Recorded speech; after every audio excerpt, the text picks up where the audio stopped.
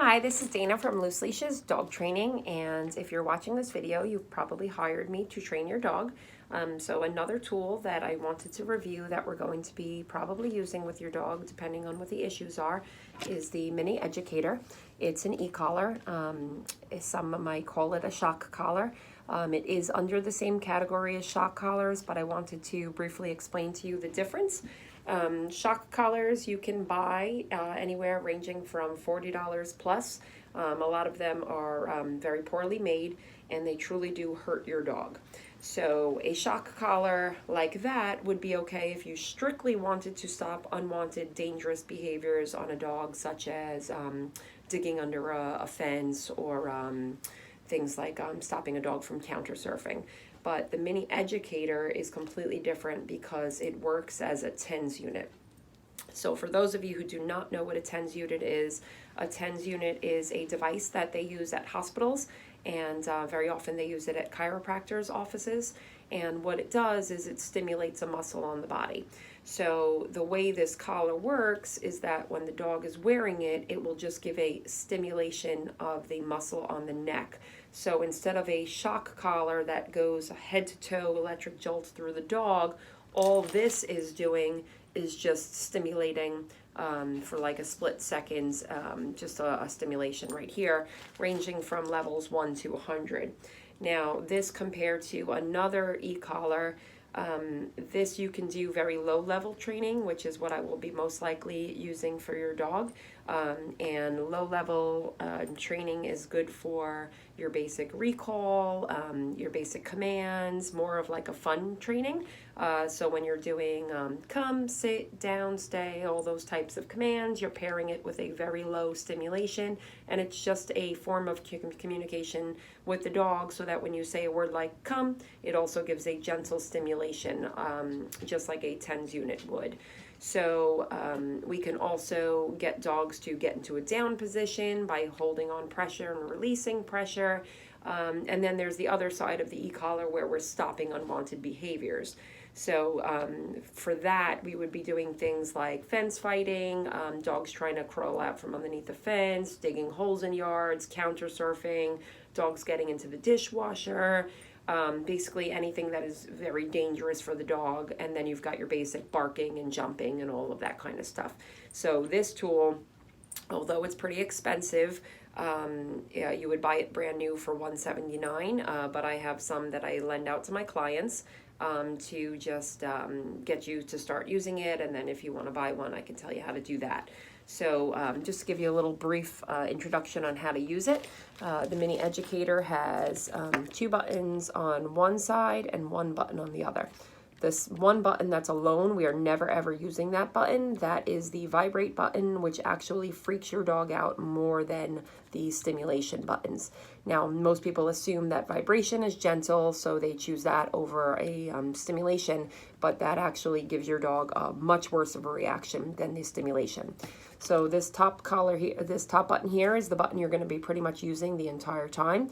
I have them, all my e-collars is set to a continuous stimulation. So when I hold this button down, it's continuously stimulating until I release the button.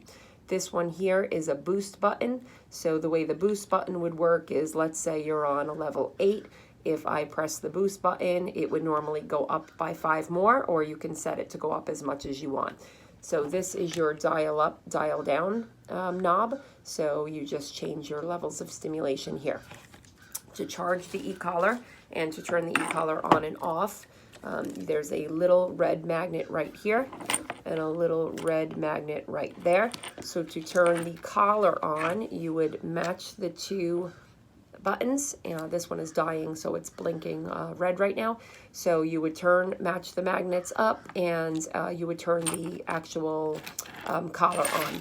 Now, to turn the actual remote unit on, you would hold down this big button in the back. You hold that down for a couple of seconds, and that will go off. Hold it down for a couple of seconds, that will go on. If you want to use the light function, which is pretty cool on here, you would just tap the big circle on the back, and your light would go on. Turn this on. So you tap it,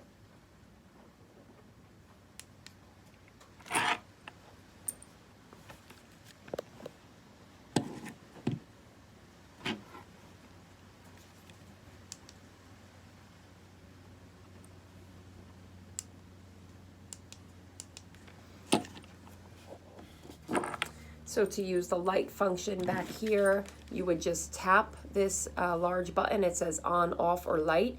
And if you tap it one time, you would get a flashing light on your dog's collar, which is very helpful for when you're outside walking at nighttime or if your dog is loose outside somewhere. If you tap it 2 times, it will give you a solid light. Tap it 3 times, it will shut the light off. So that's another really cool feature on the e-collar. So just to wrap it up, the e-collar will most likely be used depending on your dog's issues, and we can use it on low-level training for all the fun commands, and then we can use higher levels to stop unwanted behaviors.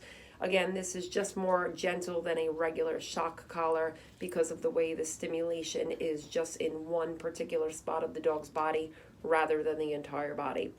Very important that when the e-collar is fitted, that it's fitted right to the side of the throat, up really, really high, and you have to make it nice and snug because you need to make sure that these contact points are making good connection to the skin, and every single time you buckle it, you need to have it on the same exact little hole over here so that your levels are accurate every single time you're using it. For dogs that have thicker coats, we have different contact points here. And then we've got longer contact points, so there's all different contact points that you can use depending on your dog. So just wanted to give you a little introduction so that I did not have to waste your time when I was at your house, when I'm at your house, explaining you what the remote is all about. And one more thing, when you want to charge this collar at nighttime, you're just going to plug one end into the actual collar, and you take one end and you plug it into the remote, and then obviously you plug this piece into your wall. So hope to see you soon, and we'll get whatever issues that your dog is having, we will get them under control in no time. Thanks so much. Bye.